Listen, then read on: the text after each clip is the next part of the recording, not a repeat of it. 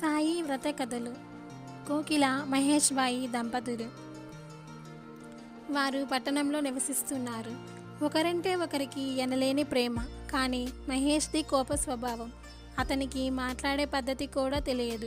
చుట్టుపక్కల వారు ఆయన పద్ధతితో చాలా బాధపడేవారు. కానీ కోకిల చాలా మంచి ధార్మిక స్వభావం గల స్త్రీ. భగవంతుని ఎడల భక్తి కలది. భర్తకు ఎదురు చెప్పక అన్నీ సహించేది. మెల్లమెల్లగా ఆమె భర్త వ్యాపారం పడిపోయి ఆదాయం లేకుండా పోయింది. మహేష్ ఇప్పుడు రోజంతా ఇంటి వద్దే ఉండటం వలన వక్ర మార్గాలకు అలవాటు పడ్డాడు. ఇప్పుడు అతని స్వభావం ముందు ఉన్నదానికంటే ఘోరంగా తయారైంది. ఒకరోజు మధ్యాహ్నం సమయంలో ఒక వృద్ధుడు వారి ఇంటికి వచ్చాడు. ఆయన ముఖంలో ఎంతో తేజస్సు ఉంది.